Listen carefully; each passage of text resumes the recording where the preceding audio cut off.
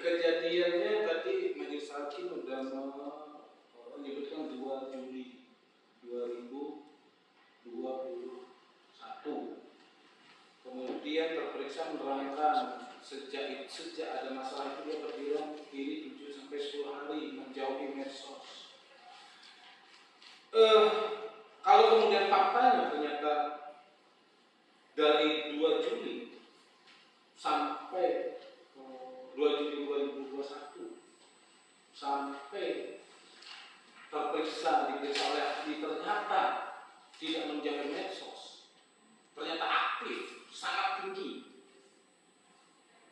dan kemudian juga hadir di podcast yang sangat populer. Menurut pendapat ahli, bagaimana keterangan seperti itu dalam analisis visum sebagai alat bukti hukum? Ya, memang sebaiknya ini kolaborasi ya, karena kami juga punya keterbatasan dalam hal pemeriksaan. Sebaiknya memang ini harus ada kolaborasi antara kami dengan penyidik untuk hal tersebut. Iya, tapi kan faktanya tidak. Kami misalnya sendiri dengan cara menanyakan kepada bersangkutan. Iya, tidak pernah di cross check itu medsosnya. Misalkan 3 Juli Adam Denny ternyata aktif sekali menyebarluaskan bahwa diancam. 6 Juli dia menyatakan mental dia lebih besar dari badannya jering. 11 Juli podcast dengan Denny Sumargo, podcast yang sangat populer, penontonnya jutaan. 15 Juli podcast dengan Deddy Corbuzier. Kalau dari 2 Juli ke 11 Juli saja, itu kurang dari 10 hari. Dan nggak berdiam diri. Artinya keterangan dia keterangan terperiksa yang ahli masukkan di sini dan kemudian analisis itu berbeda jauh dengan fakta. Berdiam diri 7 sampai 10 hari. Ini 11 Juli datang ke podcast Denny Sumargo, bukan Denny Sumargo yang datang ke rumahnya Adam Denny. Adam Denny yang keluar untuk podcast. Gak make sense antara keterangannya dengan fakta. Gitu Ali. Gimana? Baik, yang kami satukan adalah apa yang disampaikan yang bersangkutan. Belum tentu itu sebuah kebenaran gitu ya. Oke, baik. Saya begini, ahli, apakah rasa takut itu juga soal ketangguhan mental? Berkait nggak dengan soal ketangguhan mental? Misalkan kalau misalkan kami advokasi gitu tentang korban pelanggaran HAM gitu, atau penyintas gitu kan, survivor gitu kan, kami kan melihat ini bukan soal keimam karena kami nggak ada di situ, tapi dalam konteks advokasi misalkan ini melihat mereka tangguh secara mental. Itu artinya mereka sudah survive, sudah tidak ada rasa takut. Apakah soal persepsi rasa takut itu juga berkaitan dengan soal mental? Maksudnya bagaimana? Atau begini, kira-kira kalau orang mentalnya menyatakan mentalnya, maksud saya soal ketakutan itu terkait dengan soal keteguhan mental. Persepsi rasa takut itu berkaitan atau berhubungan dengan soal mental seseorang. Mental seseorang yang? Ya, artinya kalau atau begini, kalau ada orang yang menyatakan mental saya kuat, atau begini, ada kasus ini misalkan ada yang menyatakan mental saya lebih besar dari badan jering, dan itu dinyatakan secara terbuka. Apakah itu kemudian satu persepsi rasa takut atau sesungguhnya itu menunjukkan ini bukan soal rasa takut, ini hanya rasa tidak terima saja, mungkin dia persepsikan dimaki, dikasih kata kasar gitu. Baik, saya jelaskan terlebih dahulu. Ini terkait dengan kesimpulan saya nomor 3. Jadi yang dikirimkan kepada saya adalah permintaan dari polisi untuk menunjukkan, untuk menjelaskan terkait penyakit yang dialami terperiksa. Nah, sedangkan yang bersangkutan sendiri mengatakan bahwa dia adalah rasa takut. Nah, sehingga saya menganalisa takutnya dia ini sebetulnya apa sih? Nah, itu saya analisa. Sebetulnya takut yang tadi itu apakah takut sesuatu yang untuk menghindar, atau takut sesuatu yang malah sebetulnya responnya untuk menjaga dirinya, untuk responnya untuk mengantisipasi. Yang saya lihat takut yang disampaikan oleh yang bersangkutan adalah untuk antisipasi, bukan untuk yang menghindar, bukan untuk yang malah yang ketakutan yang untuk sesuatu yang dihindari, bukan, tapi untuk mengantisipasi supaya kejadian yang dipikirkan tidak terjadi. Mengantisipasi kejadian yang dipikirkan tidak terjadi. Kalau misalkan ada kata ada ini ya, 6 Juli memposting 6 Juli ya. Kan kejadian 2 Juli tuh.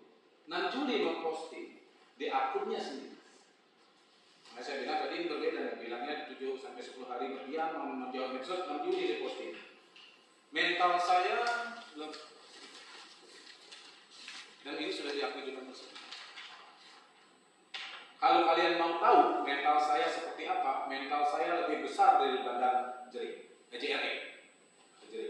Badan saya kurus tapi mental saya sudah terbentuk sejak lama untuk menangani suatu masalah.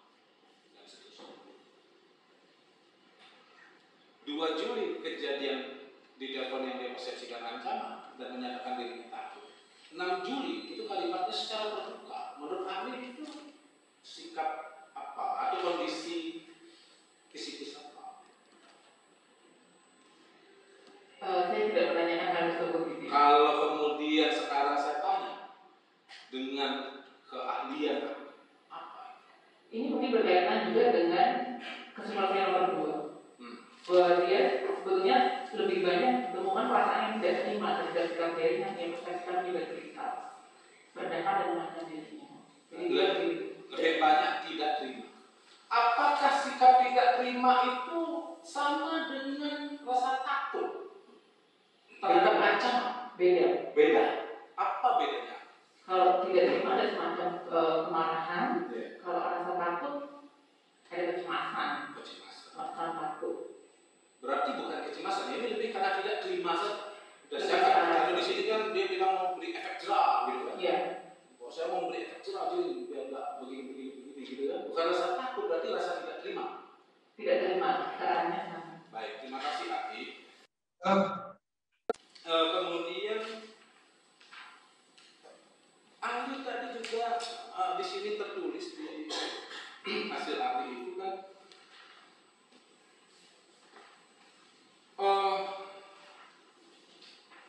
terperiksa takut mengantisipasi pengikut jering gitu. Apakah waktu diperiksa ahli menggali keterangan terperiksa apa alasan dia takut dengan pengikut jering? Atau maksudnya alasannya kan kalau dia takut dengan pengikut jering kan berarti pengikut jering ini tahu bahwa jering mengancam dalam kasus ini loh. Persepsinya kan jadi begitu atau gimana?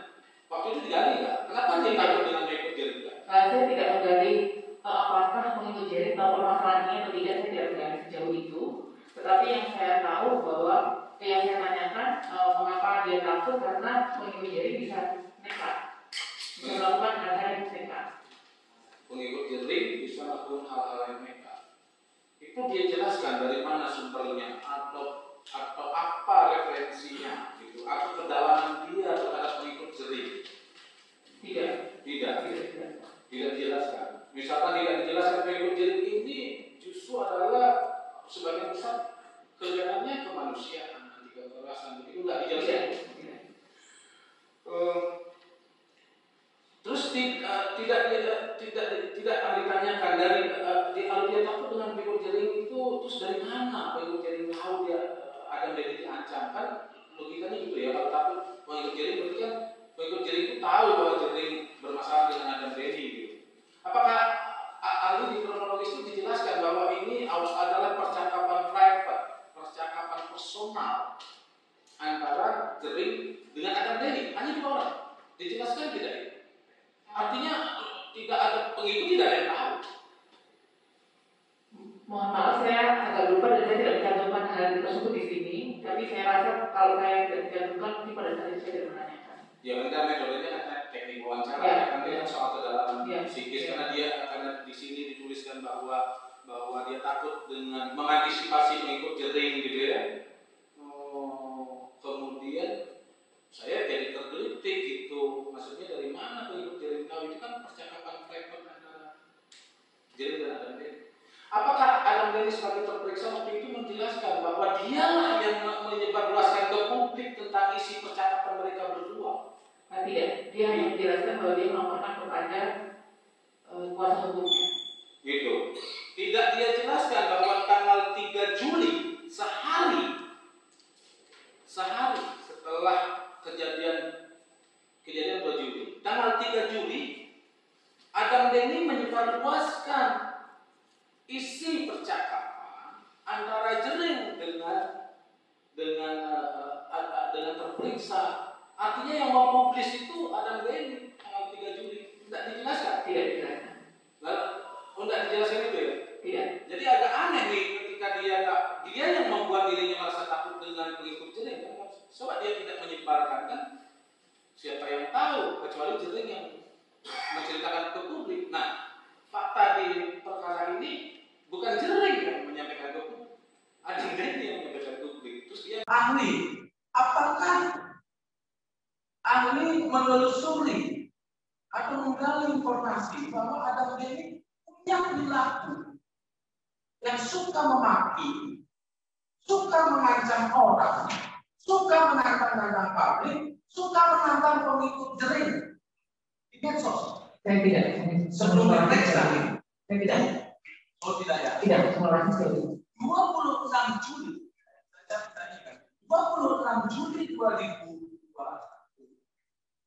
ada postingan baik di komentar maupun postingan Adam ini yang berkata-kata kasar, menyebut jenis kelamin, kemudian menggunakan diksi yang kasar, kemudian juga menantang. Sebelum pemeriksaan dulu, 26 Juli juga menantang. Kalau mau berkata pada pengikut J yang notabene periksa ini menyatakan dia takut dengan pengikut J. Tapi di sebelumnya di 26 Juli kan periksanya tidak khusus oleh ahli. 26 Juli ahli itu sudah perilakunya di medsos. Kalau oleh ahli, bagaimana kalau perilakunya seperti itu? Dalam analisis keahlian ya, yang ini. Kalau ini berkaitan dengan nomor 2. 2 ya? Ya. Oke, rasa lebih banyak rasa. Baik. Ada orang merasa ini materinya apa? Tadi sudah dialihkan. Dalam faktanya ini, Adam Denny menyatakan rasa takut terhadap itu. Tapi ada fakta bahwa Adam Denny kembali. Dan kemudian membuat begitu nyampe di bandara, membuat postingan secara terbuka. Disuruh kembali sama pengikut J. Gue samperin. Begitu postingannya. Di bandara. Dalam mana ini. Disuruh kembali sama pengikut J. Gue samperin. Aduh, uji nyali. Begitu tulisannya. Apakah yang kemudian kita rasa takut pada pengikut J? Padahal pengikut J basisnya dibalikan. Tidak seperti itu. Tidak menceritakan rasa takut atas diri. Tidak. Jika demikian, apakah kemudian valid keterangan dia menyatakan dia takut dengan pengikut J lalu membuat antisipasi pengikut J bahkan dengan menyatakan inisialnya ciri-cirinya adalah PAN gitu. Sementara dia dapat kembali dengan dan bulan selama aktivitas di Bali dia terus men-tag mencari saja. Silakan kalau apakah itu juga wujud atau manifestasi dari perasaan takut pada pengikut ini? Tidak. Terima kasih.